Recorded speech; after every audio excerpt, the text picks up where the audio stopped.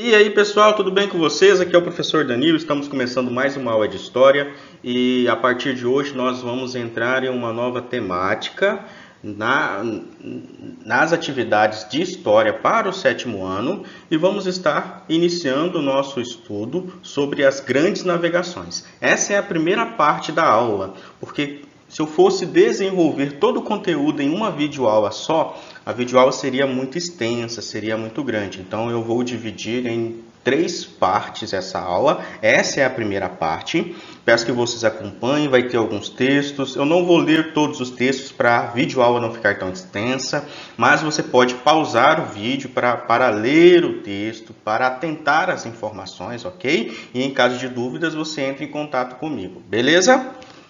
Quero iniciar a aula falando o seguinte, que nós vamos voltar lá para o século XIV, ok? Então, lá no século XIV, os europeus eles tinham um conhecimento geográfico muito diferente do que nós conhecemos hoje. Hoje, por exemplo, nós pegamos o celular e entramos no Google Maps, ou então abrimos o GPS e a gente consegue acessar o mundo. A gente consegue ver os mapas, a gente consegue entrar no Google e pesquisar mapas de países, de qualquer país do mundo, né? Mapas de cidade. E hoje nós temos essas tecnologias que facilitam a nossa localização dentro do espaço. Só que lá no século XIV isso era muito diferente, porque não existia essa tecnologia que permitia que a gente tivesse acesso a mapas com detalhes, como hoje nós temos. Então, para os europeus, eles tinham os mapas ali que hoje, se a gente fosse olhar esses mapas seriam irreais, né? Seriam mapas que teriam informações não muito verdadeiras. E por não ter essas tecnologias, fazia o quê? Fazia que os europeus não conseguissem se localizar dentro do espaço mundial como nós nos localizamos hoje. Então eles conheciam mais ou menos ali as proximidades da Europa, a região norte da África e da Ásia. E eles viam aquele oceano, aquele mar, aquele oceano extenso e não sabia se esse oceano tinha fim ou não. Então muitas vezes eles tinham medo de sair navegando ali pelo oceano e se perder, porque eles não tinham tecnologia para achar o caminho de volta. Ou seja, eles ficavam andando por ali próximo, como eu falei. Conheciam ali as proximidades da Europa, da Ásia, o norte da África. E por não ter muito conhecimento do espaço mundial, dificultava as navegações.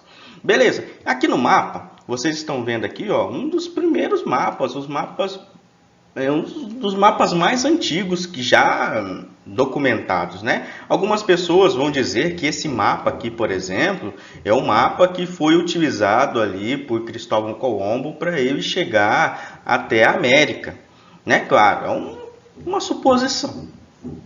Dessa forma, por não conhecer muito o espaço mundial, os oceanos, as águas oceânicas, muitos navegadores criavam histórias, né? Criavam teorias de que nas profundezas do oceano havia monstros marítimos que atacariam as embarcações. Eles também achavam que a Terra era plana e que nas bordas, né, da Terra plana havia um abismo sem fim em que as embarcações cairiam, como vocês estão vendo nessa imagem aqui, né, no canto direito de vocês. Então, assim, o conhecimento de mapas era muito pouco. Tranquilo até aí? Belezinha? Vamos seguir. Gente, então, o que aconteceu? Segundo a história da humanidade, existiam muitos lugares no mundo, né? Muitos mares, muitas regiões do mundo que eram desconhecidas, e os mares era esse caso, né? Então existiam regiões do oceano que nunca havia sido navegado, segundo os europeus, né? Quero trazer 2 informações para vocês. A primeira informação é essa aqui, ó. Os europeus eles tinham alguns interesses, principalmente comerciais e religiosos.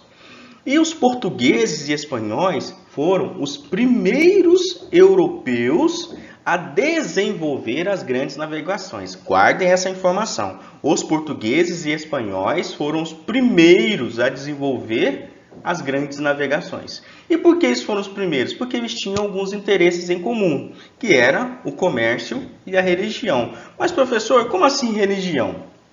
Na história, nós vamos estudar, né? Eu posso até trazer uma revisão sobre as cruzadas, né, que aconteceu ali entre o século XI e o século XIII. Essas cruzadas eram o quê? Eram grupos militares religiosos que tinham o objetivo de andar, né, pela Europa, pela Ásia, né, pelos territórios, lutando e evangelizando e obrigando as pessoas a gente pode dizer obrigando, né, porque eles obrigavam as pessoas a seguir a religião cristã. Por quê? Muitas vezes esses militares religiosos invadiam povos que tinham outras religiões, venciam esses povos e faziam com que as pessoas se convertessem à religião cristã. Então, essa era basicamente, só para a gente poder ter uma ideia do que eram as cruzadas. Então, ali, com as cruzadas, no século XI e XIII, os europeus passaram a consumir mercadorias orientais. Então, conforme essas cruzadas que foram criadas na Europa, esses grupos militares que foram criados na Europa, foram avançando na Europa e chegando até a Ásia, que também recebe o nome de Oriente, eles começaram a conhecer novos povos, novas culturas. E como eles passaram a conhecer novas culturas, eles passaram também a consumir o alimento dessas culturas, que eram o quê? As especiarias e produtos como temperos, né? E até vestuários e até, por exemplo, porcelanas, cristais, sedas e outros. Essas cruzadas consumiam esses produtos. E além deles consumir esses produtos, quando eles retornavam para a Europa, eles levavam esses produtos para a Europa. E o que fazia com que os europeus ficassem muito curiosos e com muita vontade de ter esses produtos.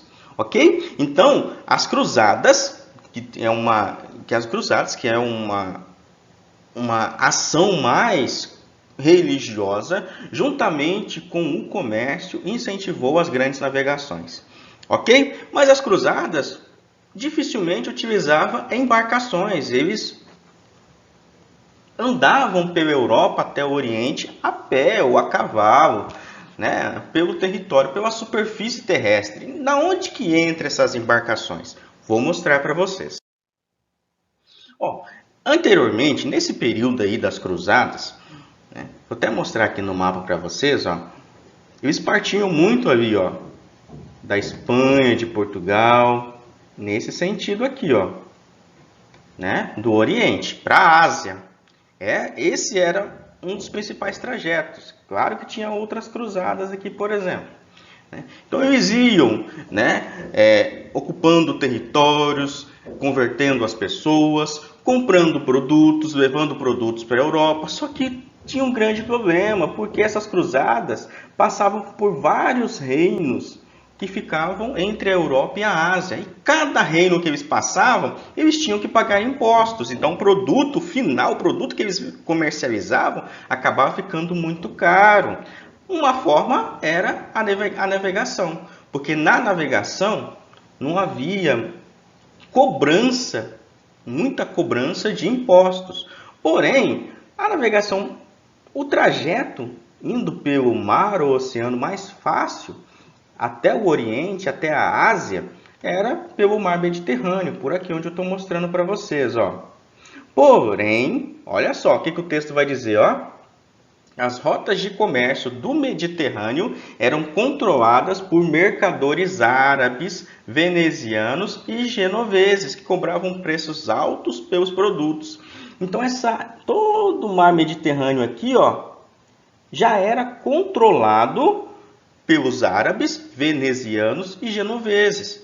Então, se uma embarcação sentido a Ásia, o Oriente, passasse ali pelo mar Mediterrâneo, tinha que pagar imposto muito alto. Então, que eles resolveram fazer? Muitos europeus, muitos reis, principalmente os espanhóis e portugueses, eles resolveram buscar uma rota marítima que eles não precisariam pagar impostos. É a partir deste momento que começam as grandes navegações, lembre-se, pelos interesses religiosos e comerciais, certo? Seguindo aqui, ó, quero trazer um ponto importante. Lá ainda no século XIV, lá em 1453, a cidade de Constantinopla, né, que hoje fica na Turquia, ficava no território turco, foi conquistada pelos turcos otomanos. Né? O controle turco do Mediterrâneo impulsionou a busca de novas rotas para o Oriente e as viagens oceânicas europeias. Então, como eu falei até no slide passado, toda essa região aqui do mar Mediterrâneo já era ocupada por outros povos, então para se navegar ali tinha que pagar imposto alto. E por que eu trouxe essa informação de Constantinopla? Ó, Constantinopla fica aqui nessa região, onde hoje é o território da Turquia, né? E com os turcos tomando conta ali de Constantinopla, o que aconteceu?